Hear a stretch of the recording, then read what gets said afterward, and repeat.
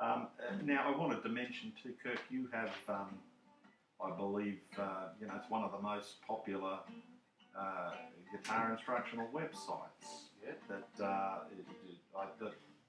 correct me if I'm wrong, but I think it's one of the most hit guitar instructional websites out there. Well, isn't it? I guess There's a few much bigger than guitarforbeginners.com, but it's up there. Yeah. It's quite a few visits every day. Yeah. Up in the thousands per day. Thousands per day. Yeah. Wow. A lot come for the online tuner, I have to admit. that if you type in online tuner in Google, we're pretty much the top of the page. So we get about 15,000 visits a day. And I would say a good 80% of them are just go to the tuner. It's incredible, isn't it? Well, if they're coming there to have a look around, maybe. That's right. Yeah. And I'll put a link, if I put any of this up on YouTube, I'll put a link to your site and what have you. And Louie, in your case, and people that want to contact you for production work and that sort of thing, of course, they can do so, and you have a website as well. Yeah, louisshelton.com. Yeah. All my contact info is on there. Yep, excellent. Do either of you have any sort of exciting projects coming up that you can mention? Just a couple of gigs coming up, but nothing terribly exciting in the project department, other than just I just work on my website daily. My wife.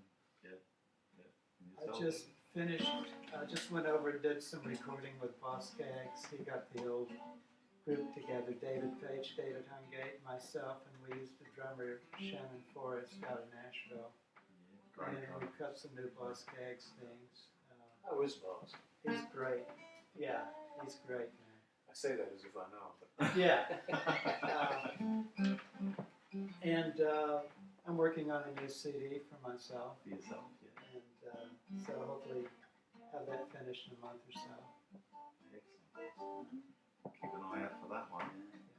Yeah. And where do you see the future of guitar, I suppose, going in terms of, if we were looking down the track 10 or 20 years, we were talking before about the change really in the guitar world over the last maybe 10 years or something, where, for example, solo guitar players, it's a viable option as a career these days. I can only see it getting bigger and bigger. So Yeah. because guitars just seems to they're becoming more and more popular, and they're getting better made. It's hard to find a crappy guitar these days, isn't it? Really? Well, people have always loved guitar, and now they're able to get it in so many different variations of players and styles and all of that. And with the internet, it's making people aware of so many of these great players that otherwise we wouldn't know about. And also, I think, not to be negative, but I think because a lot of the music today is produced in such a way that it's a lot of times not real musicians playing, it's more programming. But when you go see people that want to see the real music, they want to see a guy really play, Yeah. I think that has a lot to do with it. Even seeing a keyboard player playing live, you know that he's got all these banks of, there's a lot of electronics going on anyway. I mean, I know they're hitting the keys. So the guitar is such a organic sort of, organic. You're actually touching the strings, bending and manipulating.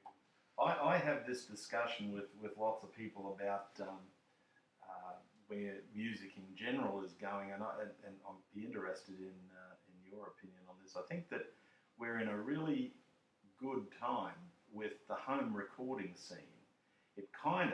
It takes you back to that sort of 1950s thing where you had the little Sun Studios and those sort of things. I mean, you still had the big labels in New York and LA and what have you, but rock and roll probably would never have got a foothold unless you had the Sam Phillips, and the Erdigans and those sort of people, because it was those little studios.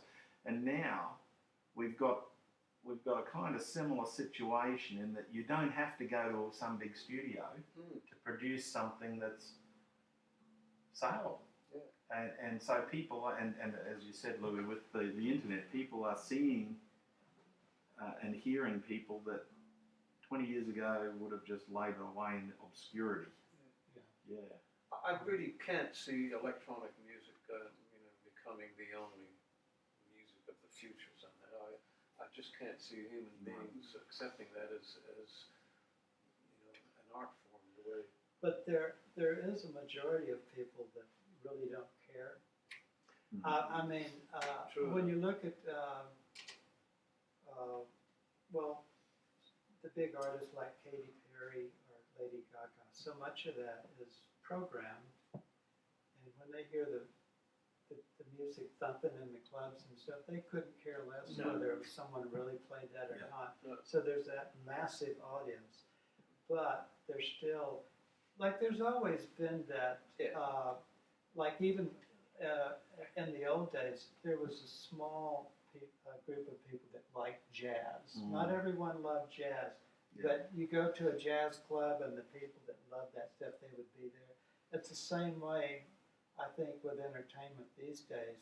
You'll see if Lady Gaga comes to town, they just pack the place out. People love it. And then you get one guitar player, Tommy Emmanuel, coming to town, and those people that love that, they'll go see it. So we have a choice. Yeah, there are events, aren't there? They're not really music. I mean, music is the medium, but they're, I remember that Pink when she came to town, and it was, I didn't go see her, but it was an event. It was like almost a circus thing, like the Cirque du Soleil or something going on. And music was the excuse for all of this, the big light show or whatever she did. I think she had trapezes herself, didn't she? It was almost like a circus. So, but I think anyone who really is interested in music will always be interested in the people who actually play. Well, I'll tell you, even on a very low scale level, on the pub music scene, 15, 20 years ago, because I mean that's where I've always been, playing pubs, since I was sort of 18, and back in the 70s, I got an awful lot of work because there were very few people that could actually play, for one thing, a solo. I mean, you had a choice. All my friends were in bands, and they were all labouring away for $30 a night in 5-piece bands and there was me with my little PA, and I'm making $150 a night in 1973, and they're all like, we should be doing this solo thing, but they weren't solo players. Then you had the MIDI thing came along, and everybody was playing in pubs, and you could have people that could only play 3 chords, didn't matter. I saw people that didn't plug their guitar in. They just have the MIDI backings, so they were really just doing glorified karaoke. That's gone the other way now. You don't, you're getting people, Sam's getting out there doing a lot of solo pub gigs, and it's just a PA with a guitar. And that seems to be much more... And that's going well for him? Cool. Yeah, people aren't sort of wanting the MIDI backings, because I think the other thing is they found that everywhere you went, all those MIDI backed songs, people were doing the same repertoire. They had the same backing, That's right. So there's that shift, It's all cycles. It all cycles. You got Peter Couples out there doing the solo thing, just on an acoustic guitar, and it goes over well. He's doing jazz standards and like that. But there's something you've got to see. I don't know anyone but Peter that could sit in a pub, a rough Australian pub, and do On the Street Where You Live from My Fair Lady and not get tarred and feathered. But Peter does. Well, he delivers, isn't he? He delivers, that's right. And people know that. On some level. When someone's actually delivering, people know that. I remember being in what was it called? The Bondi Lifesaver in Sydney in 1975 or something. And Jesse Winchester, you know Jesse Winchester?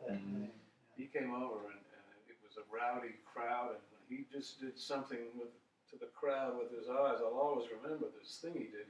He had a little nylon string guitar, and he strummed a chord and he looked at the audience, and everyone kind of just okay. And he had them in the palm of his hand because he delivered. You know, he actually was giving them something that they wanted. Well, we've got to play some stuff, huh? Something else happening before my camera runs out. Another blues or something.